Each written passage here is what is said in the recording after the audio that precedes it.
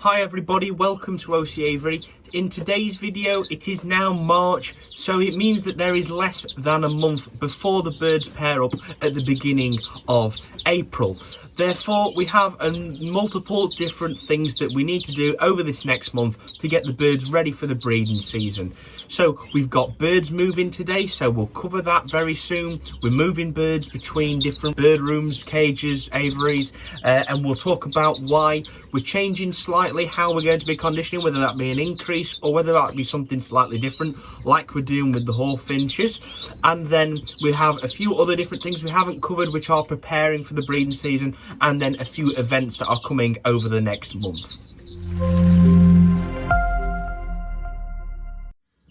We're beginning with conditioning, so it's not much changed. There's no new methods or anything like that in terms of, it's just an increased amount. So we've gone from giving them 2 sort of egg food draws or finger draws per week per bird to now increasing that up a little bit more, and it's 3 times a week for the next month. So they're going to be getting a mix of egg food, they're going to be getting a mix of conditioning seed and a mix of germinated seed. As I mentioned about the hawfinches, they are going to come into condition by giving them live food. So I'm giving them mealworms and waxworms at the moment, and once it comes Stafford this weekend, I will be stocking up on loads of different live food. We'll be getting mealworms, maggots, pinky maggots, waxworms, all sorts of different things there. And then I'm going to do a video on preparing them, and we'll sort them out so that we can feed them over the course of a few weeks or months into the breeding season for them to rear their young on. So we're going to have a look at that. And it's very simple. And then I have also, with the Twite pair, I have given them a few mealworms as well. I've heard that they do readily take these sort of things, so they're quite happy taking mealworms. So I've put a few mealworms in for those guys. They seem to be enjoying it, which is good. And I don't think it's something that I'm going to have to give them in terms of bringing them into condition. I'm sure that in the breeding season, they're going to very much appreciate it. But in the conditioning period, I think they're getting on just fine with the egg food and the conditioning seed.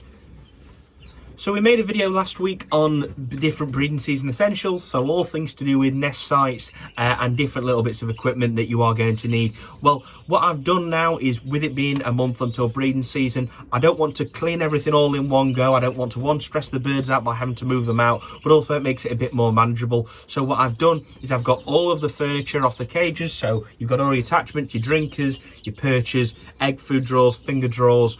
It's had to go and be cleaned.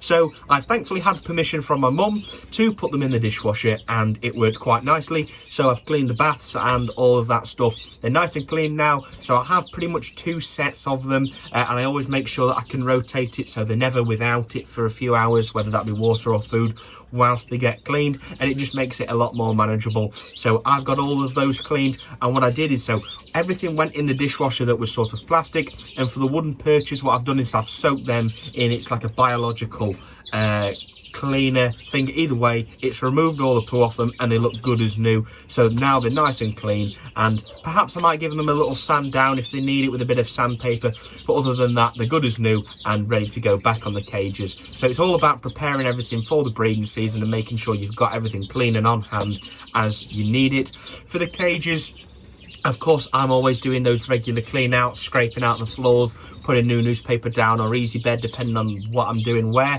But I'm also taking the Clean and Clear Check Mite, mite spray, and I'm spraying that in all the nooks and crannies on the cages to try and remove any mite that could be hiding there. And that's on the wooden cages, that's on the plastic cages, that's in the flights as well. And of course, we'll be doing these deep cleans over the next month, and then come the breeding season when we're going to pair the birds up, everything will move out of the bird room and we'll clean everything down really well, hot soapy water. Once that's done, spray it down, set it all up nicely. It's all going to be clean, pristine and perfect, ready for the birds to go in for the breeding season. At the beginning of the video, I did mention that we'd moved a few birds about, so you may recall that about 2 weeks ago, I asked your guys' advice on what to do with the canary bully pair. So we've got a white Norwich canary with a native bullfinch, and we had them in this flight. Well, with the Norwich being obviously a heavier bird, they don't get as fit, and there's certain problems with those like that. And it just wasn't being able to get to the perches, and it wasn't able to get fit. Now, you guys suggested that the best thing that I could do was move them into into a cage, and I had thought, well, I've already had them in a cage, will it make a difference? So what I've done is I've decided to put them in a larger cage. So they've gone in a 7-foot long cage. It's about 3 feet high and 18 inches deep. There's a perch either end and a natural branch about centre, and I have noticed such a huge difference in the condition of that Norwich by having him in a cage, so he can fly up to those perches that are about 2.5 feet off of the floor.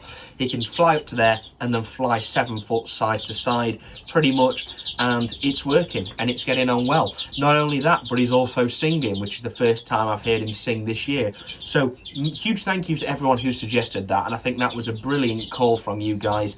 And you know, it is very much appreciated. I'm not an expert, I just do what I think will be best, and sometimes if I'm not sure, I'm always happy to ask, and I'm never afraid to ask if there's something I'm not sure about. So that's great news, and I'm hoping that that will mean that we're going to have a better breeding season with that pair. Fingers crossed that we will.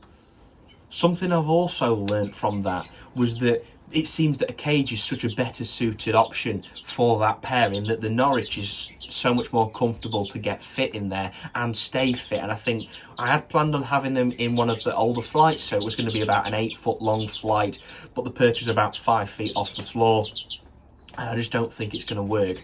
So I've had a little bit of a think, a bit of a play about and a shuffle about with plans for where I was going to breed things, and it's actually freed up a space. If we have the Norwich bully pair in a cage, which we're going to do in the other bird room, then it means that there's a flight spare. Well, we'll have a bit of a move about, but I'll probably be able to have a pair of hawfinches in there, which we've got, and then I'm going to put 2 pairs of birds in the large flight, one of which is the twites. So I've moved the twites in here, and not only is there the pair of twites there, but I've also picked out a canary hen, a spare hen that I knew I'd not breed off this year, or at least wouldn't breed off to start with in the initial pairings of the canaries.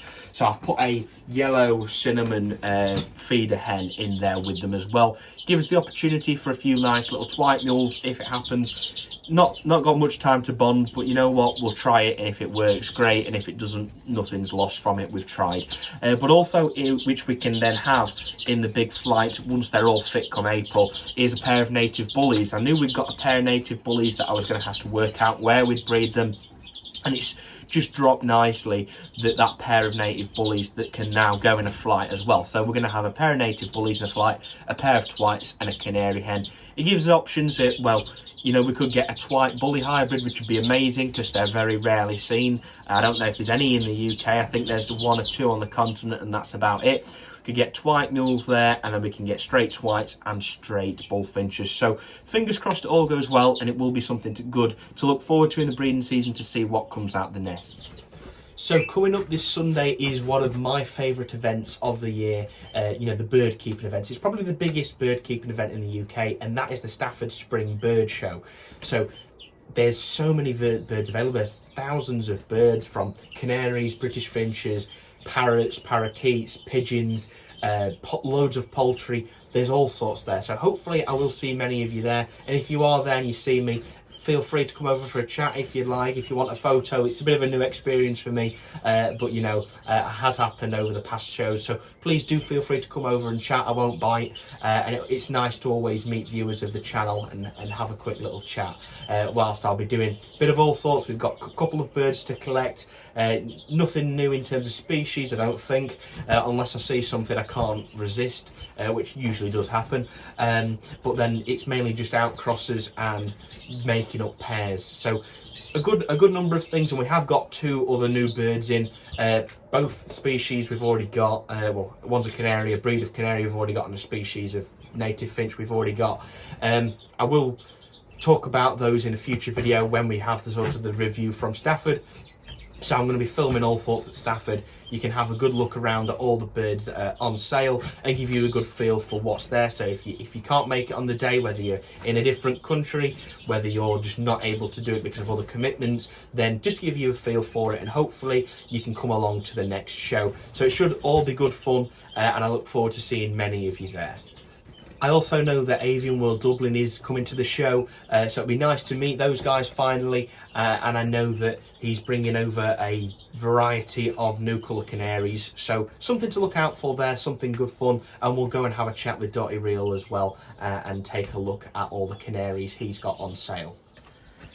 Do remember everyone, it's a new month, so that means the monthly live is coming this Saturday. So that's Saturday the 5th of March. We do a monthly live stream at the beginning of each month, and it's always on the first Saturday in the evening sometime. If you follow us on Instagram or Facebook, the time will be confirmed on the day, but just understand that it's probably not going to be any earlier than 6 o'clock and no later than 8 o'clock. So it'll be starting around sometime there. It's always good fun, so a few hours of chatting with you guys. We do a bit of a Q&A, talk about different things behind the scenes, things to expect, and I do talk a lot about other ideas I've got this monthly live, so please do feel free to come along, have a chat, and it's always good fun to see many of you on the stream as well. Everyone, that's it for this week's video, so I hope you have enjoyed it. You've picked up a couple of tips along the way. I look forward to seeing many of you at Stafford. Like I said earlier, please do feel free, if you see me, to come over and have a chat. If you want a photo, you're more than welcome to, and it's always good fun to see everybody there and just see such a great variety of birds. So I look forward to seeing you there, and hopefully you can join the monthly live stream on Saturday evening as well. So if you have enjoyed this video and you'd like to see more, please do subscribe down below, smash a like on this video, hit the notification bell, and I'll see you in the next video.